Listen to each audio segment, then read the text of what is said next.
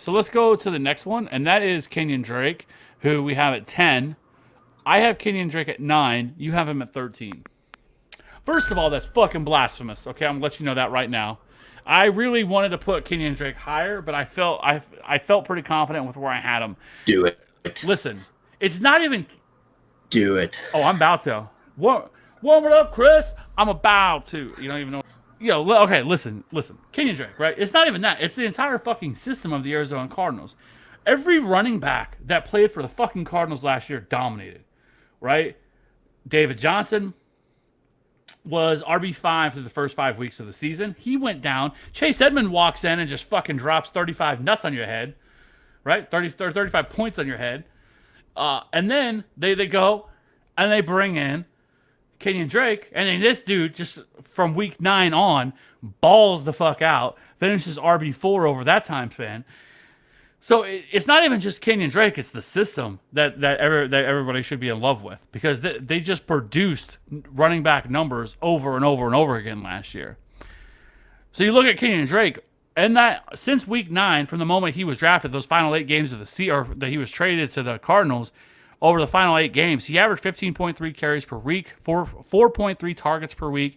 He averaged 80.4 rushing yards per game, 21.4 receiving yards per game, and he averaged a touchdown per game. Now, I don't think he's going to average a touchdown per game. Okay, like, I don't think that's happening. But I still think with everything else considered, I think there's room to grow. He averaged about just over 100 yards per game, total yards per game. And like I said, I think this offense gets even better. He didn't have a ridiculous. It's not like they were just feeding them the rock and everything else. He averaged 15 carries per game. I still think that's 100% in his range of outcomes right now. And so I love Kenyan Drake. And I'm going to tell you what, I would be also slamming on some Chase Edmonds later in the draft if I could. Because I think if something were to happen to Kenyan Drake, whoever that backup's going to be one of those golden tickets. So I think, a late round flyer on a Chase Edmonds, if you don't get your hands on Kenyan Drake, is also something that I'd be looking to do. But overall, it's really going to be hard for Kenyan Drake to fail. And like I've said, unless you think that last year was a fluke in terms of how well the running game went, because they're pretty much bringing back the entirety of their offensive line. They made some improvements along that. But overall, this is still kind of the same team. They landed Josh Jones in last year's draft in the 3rd round, which was a guy who a lot of people thought was going to go in the 1st round. And he just happened to fall to them all the way in the 3rd round. So that's going to help out the offensive line. But overall, I just think it's really hard for Kenyan Drake to fail. So tell me why you have him at 13. I can't. I'm not buying into the fact that all of a sudden he's just this baller who's just been suppressed the whole time. And I don't think having him at 13th is egregious. I think if you look at what he did at his time in Miami versus the couple week stretch he had at the end of the year there, I think 13. You're gonna blame this man. You're gonna blame this man for Adam Gase's fault. This offense is like a Lamborghini, okay? And we should want all the pieces from this. You have Derrick Henry ranked ahead of Kenyan Drake, and that is fucking egregious. And we're not even gonna be able to talk about Derrick Henry because he's not in our top 12 because I have him lower. Yeah, like I said, I'm just not buying into the fact that he is this baller, and I don't think having him at 13 is crazy. It's not like I have him at 23.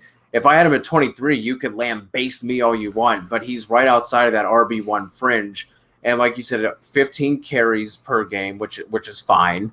But I think we see that passing game really expand, which will obviously help the run game.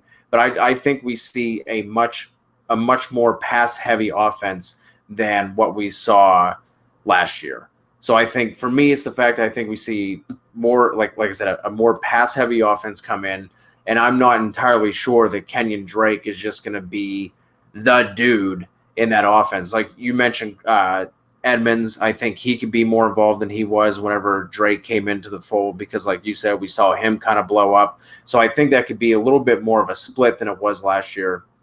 And like I said, that's that 13 right outside that RB1 range is just that little bit of hesitancy of not wanting to fully buy in. That's all that is. Just tap it in. Just tap it in. Just tap. We're only 4 spots different, man. Okay? because I think it's egregious for him not to be a top 12. But regardless, He's a who cares? 13. Okay, we'll see what happens. We're gonna see what happens. I know I'm gonna be on the right side of Kenyan Drake, and I'm gonna be, giving you a little shake. All right, people listen on this podcast like, what is he doing? I can't see it. What is he doing? Just imagine just white guy shaking. Yeah, imagine a fish out of water just flopping on the deck. Oh Lord.